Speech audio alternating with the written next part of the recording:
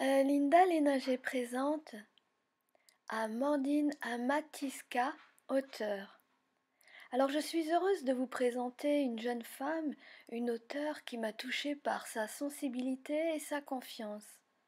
Je découvre Amandine qui se prête facilement au jeu de la photographie et je trouve formidable de pouvoir faire ressortir au travers de l'objectif ce sourire et ce regard qui inspirent la confiance et la gentillesse naturelle en sa compagnie.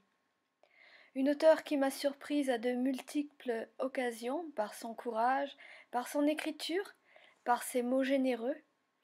Et lorsqu'elle vous envoie un bisou, et vous le découvrirez à la fin de la vidéo, ça se voit, ça se sent, ça vient du cœur.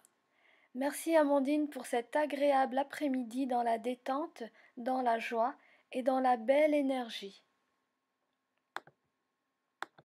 Bonjour à tous. Alors aujourd'hui, je suis heureuse de vous présenter une auteure qui était également à mes côtés au second salon du livre du bien-être pour tous, Amandine Matiska. Bonjour. Alors Amandine, est-ce que tu as envie de te présenter pour ceux qui ne te connaissent pas? Qui es-tu exactement? Alors, je m'appelle Amandine Matiska, j'ai 33 ans et j'écris des livres depuis que je suis toute jeune. D'où t'est venue la passion d'écrire depuis ton plus jeune âge? Ben, je sais pas, c'est une passion que j'ai eue comme ça en étant jeune. Je peux pas l'expliquer. Écrire te faisait du bien? Oui. Écrire, c'était ta façon d'étaler certains mots, certaines histoires, ou peut-être des poésies, des choses que tu as aimé faire très jeune? Oui. Ouais. Est-ce qu'on peut dire que l'écriture, c'est une petite passion? Oui. C'est ta passion? Ah oui, complètement. Ouais. Donc tu as 31 ans. 33. 33, un beau chiffre. Tu as déjà écrit combien d'ouvrages? Alors, 3. 3 ouvrages. Alors, le premier ouvrage que tu as écrit s'intitule comment? Alors, l'empreinte de la Louve. Alors, l'empreinte de la Louve. Raconte-nous un peu pourquoi ce titre et pourquoi l'empreinte de la Louve? Pourquoi ce titre particulier? Alors, en fait, chacun a une vie qui lui est propre et chaque histoire laisse une empreinte dans la vie de la personne. Ce que tu as voulu dire, c'est que tu as essayé de raconter d'une certaine manière quelque chose peut-être d'autobiographique? Un peu, oui, il y a un peu d'autobiographie. Donc c'est un ouvrage, c'est une histoire que tu as voulu étaler. Pourquoi cet ouvrage? Tu as eu un besoin de dire quelque chose de particulier, de faire entendre quelque chose? Oui, j'avais besoin de m'exprimer. Et j'ai pris le loup car c'est un animal qui est beaucoup méprisé, mal connu, mystérieux. Et j'ai voulu redorer un peu son image. Et c'était plus facile pour moi de prendre le loup en héros principal. En référence. En même temps, c'est un peu d'humour parce que là, tu parles du loup. Et pourquoi j'en souris? Parce qu'il y avait le loup au salon du livre. Oui. Tu te souviens?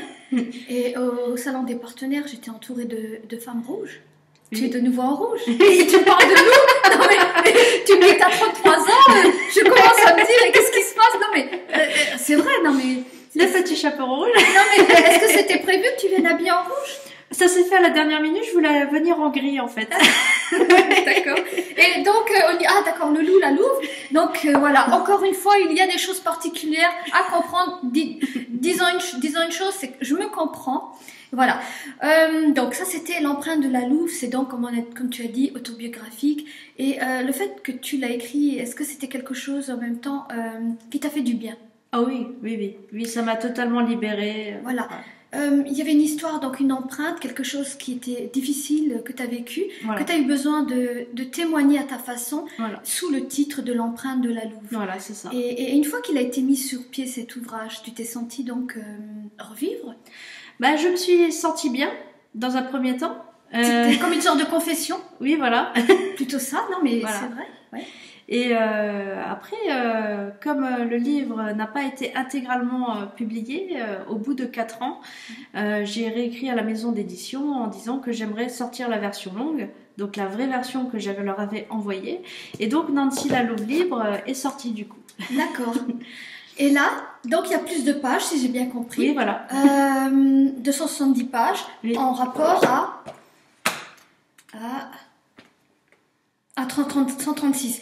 Donc, c'est-à-dire que c'est un ouvrage, il y avait des parties de l'histoire de la Louve que t'as pas pu mettre en avant. Voilà, c'est ça. Et qui était importante pour toi d'être dévoilée. Voilà.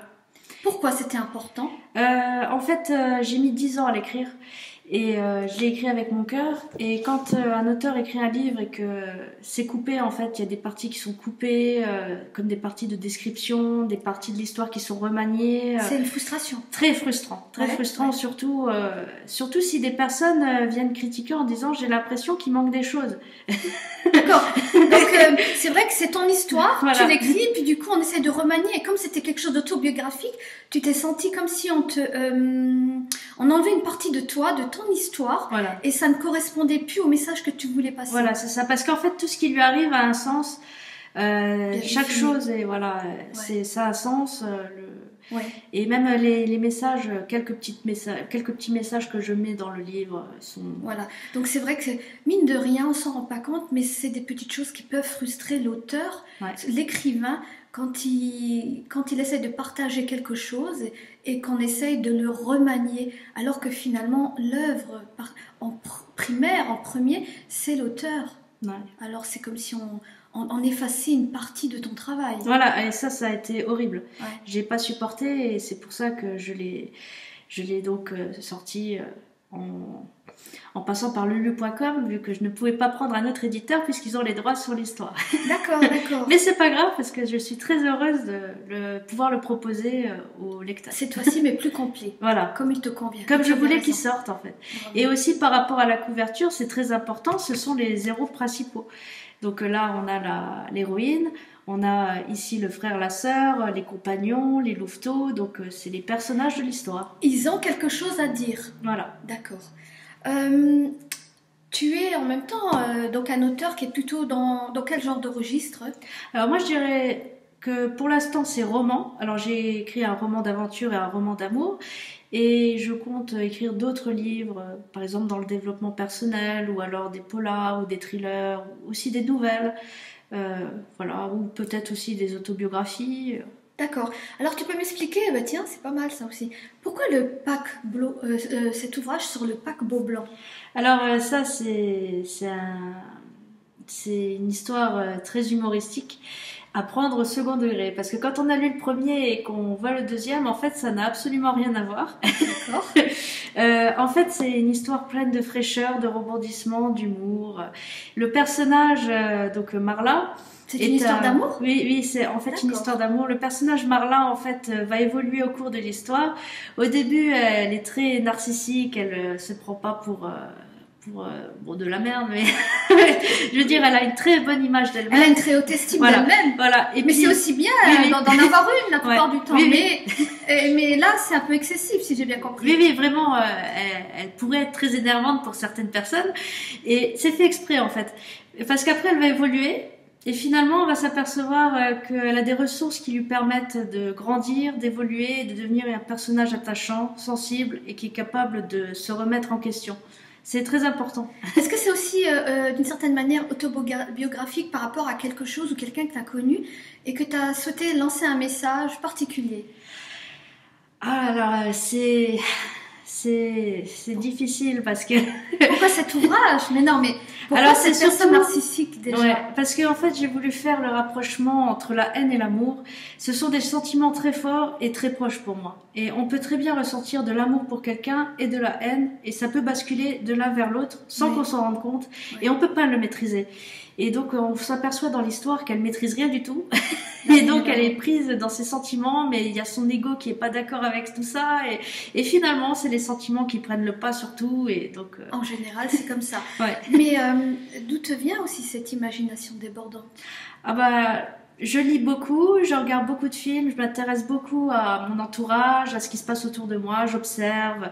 Et puis, j'ai envie de faire des livres qui permettent de faire ressentir des émotions aux personnes, quand ils lisent, qu'ils se sentent imprégnés de l'histoire, qu'ils ressentent donc des émotions positives, négatives, qu'ils se sentent impliqués et qu'ils puissent grandir aussi, qu'ils puissent avoir un rapport différent sur le monde une fois qu'ils ont fermé le bouquin et qu'ils se disent j'ai appris quelque chose, j'ai envie de percevoir autrement. T'as envie d'être une sorte de messagère à ta façon par rapport à ton expérience déjà. Ouais. tu as des choses à dire et c'est ta façon de les exprimer sous ces formes-là. Donc c'est plutôt le roman pour l'instant. Oui. Mais finalement, tes ouvrages, ils ont une conclusion Toujours positif. positive, d'accord. Donc il y a eu des tristesses dans l'ouvrage, mais ça se finit bien parce que finalement, l'héroïne, oui, ça on peut dire l'héroïne, hein. Mais, alors par exemple celui-ci, c'est surtout alors même s'il y a des situations difficiles dans la vie, il y a toujours de l'espoir. J'ai voulu faire passer ce message-là et c'était très important pour moi de dire que même si la vie est difficile, rude, on peut toujours s'en sortir. Et Voilà, mais tu as une belle expérience en même temps parce que le fait de l'écrire, c'est déjà dévoilé ta panoplie de changements, ton évolution, puisque comme c'est pas de maintenant, tu as voulu, c'est-à-dire reprendre les rênes d'un travail, Voilà, c'est de ça. quelque chose qui t'appartenait Oui. et de dire non, ça me correspond pas, c'est pas moi. Voilà, ouais. Je veux que mon histoire soit complète et puis elle ne peut pas être complète si elle est rafistolée ou coupée. Voilà, c'est ça. Donc déjà, tu as pris cette initiative-là, c'est formidable. Voilà. Donc, Et merci donc à la maison d'édition d'avoir accepté. Ah, d'accord. Où c'est qu'on peut te trouver? Où on peut trouver tes ouvrages en général? Alors donc, on peut commander en librairie ou alors directement auprès de moi en me contactant sur Facebook ou alors ceux qui me connaissent mon numéro de portable. D'accord. Tu es sur Amazon.fr? Normalement oui, ils sont référencés. Tu as une page YouTube également? Alors j'ai une chaîne YouTube et prochainement je ferai la promotion des livres. D'accord. Tu mets aussi beaucoup de choses en avant depuis quelque temps. Est-ce que tu as envie de nous dire la raison pour laquelle tu parles d'un sujet particulier ces derniers temps dans tes vidéos? Oui. Non, mais c'est très bien, c'est très bien de connaître l'auteur et en même temps, pourquoi? Parce que ça aide toujours les lecteurs, les futurs lecteurs. Oui. Alors en fait, oui, sur ma chaîne YouTube, j'ai fait une émission Massissons ensemble. Donc j'ai essayé de maigrir, mais pour l'instant ça porte pas du tout ses fruits, donc j'ai un peu arrêté, je suis en stand-by. C'est vrai? Oui. Ah, c'est dommage, tu Mais bien c'est pas parti. grave, hein, ça veut pas dire que j'ai arrêté, c'est D'accord. simplement que j'ai plus trop grand chose à dire en ce moment. Donc plutôt que de tourner en rond. Mais oui, mais c'est Donc très bien. quand j'aurai des résultats, je pense que je reviendrai vers vous et je vous expliquerai comment j'ai fait, mais pour l'instant, C'est la pause. voilà, pour l'instant j'ai repris mes kilos et voilà, advienne que Mais- pourra.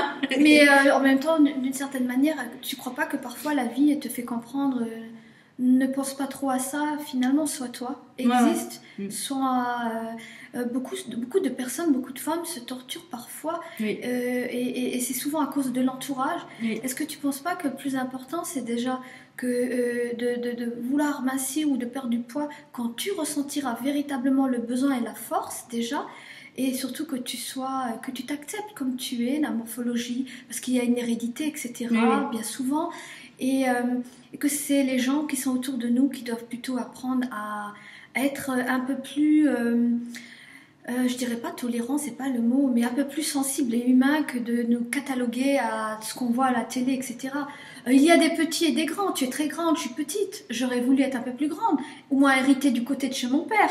Hein, voilà. Donc on peut pas tout avoir. Il faut faire avec. Oui, oui. Et est-ce que ça a empêché malgré tout? Est-ce que ça t'a empêché malgré tout d'être et de faire des choses formidables? Est-ce que tout ça, ça t'a empêché de pouvoir dire des choses? Non, tu as dévoilé ton talent. C'est-à-dire qu'il y a une chronologie pour chaque chose et je pense que c'est ça le beau message. C'est d'être bien avec soi, en accord avec soi et puis de continuer à être talentueuse comme tu es et de nous partager ce que tu fais à ta façon sans essayer de plaire aux autres. Oui, alors en fait, j'ai commencé les vidéos YouTube d'une façon assez surprenante parce que j'étais mal dans ma peau quand j'ai commencé à les faire. D'accord. Et du coup, les faire petit à petit, en parlant un peu aux gens, en me rendant compte qu'il y avait des échanges, tout ça. C'est les commentaires. Voilà, ça m'a mis en confiance et je me suis sentie mieux. Et en fait, j'avais plus besoin de prouver quoi que ce soit finalement. Formidable, Et du coup, ça va mieux maintenant. Donc, même si pour l'instant j'ai toujours mes kilos en trop, je me sens mieux dans ma peau. Voilà. Et bon, je ne désespère pas. Je sais que j'arriverai un jour à maigrir. Ou alors pas, mais c'est pas grave. C'est pas ça le plus important. L'important, c'est d'être bien. Et il est clair que si je ferai des prochaines vidéos, je pourrais très bien être dans de meilleures conditions psychologiques et émotionnelles. Et donc faire des vidéos humoristiques ou Voilà, autres, quoi. super, c'est super. Mais en attendant, c'est Parce qu'on m'a dit que j'étais assez sérieuse dans mes vidéos, mais c'est difficile de s'exprimer comme ça devant des personnes inconnues. On a peur d'être jugé et tout. Mais ce fameux jugement, à un moment donné, on le met de côté. Oui. Faut le mettre de côté. Ouais. Parce que si tu te rends compte, tu t'aperçois d'une chose, c'est que là, dans cette vie, dans ce monde, toutes les personnes que l'on peut rencontrer, on est continuellement dans le jugement, que ce soit vestimentaire, C'est que vrai. ce soit que l'on ressemble à ceci, à notre grand-mère, à tante, peu importe. Il y a toujours ce jugement. L'être humain est toujours le juge de l'autre. Mais c'est la plus mauvaise parure qu'il a. Mais en même temps, il faut apprendre à passer outre. Parce que quand tu passes outre des commentaires des autres, tu t'aperçois que finalement, être bien dans sa peau, ça ne dépend pas forcément des autres. C'est plus toi qui prouve que tu n'as besoin de personne. Tu es bien dans ta peau, tu es dans la belle énergie. Et tu avances, et tu l'as prouvé à maintes reprises, de toute façon. Et puis, tu as de l'humour. Je t'ai déjà vu en photo. On s'éclate quand même. Hein. Donc, voilà, c'est ça qui est formidable. Alors, est-ce que tu as un message particulier à nous dire pour finaliser cette rencontre? Eh ben, en fait, je suis très heureuse que Linda m'ait invitée. Merci à toi. Je suis très heureuse d'avoir participé au salon à Cora Forbach. Je suis très heureuse d'avoir des lecteurs, de pouvoir m'exprimer et tout ça. Et j'espère que cette vidéo vous donnera l'envie de lire mes écrits. Vous apprendrez, je pense, à voir la vie d'une autre façon une fois que vous les aurez lus. Et j'espère vous apporter beaucoup car je l'ai écrit avec le cœur. Et j'espère vous apporter donc tout ce que vous avez besoin dans la vie. En éclairage. Voilà, c'est ça. Formidable. Et merci à toi, Linda, pour tout ce que tu fais pour moi et pour les auteurs. Merci à toi d'être venue et merci pour ta confiance, c'est adorable. Je vous dis tous à très bientôt avec de nouvelles aventures, de nouveaux auteurs, de nouvelles choses un peu folles. Et on vous fait un gros bisou. Bye bye. Super.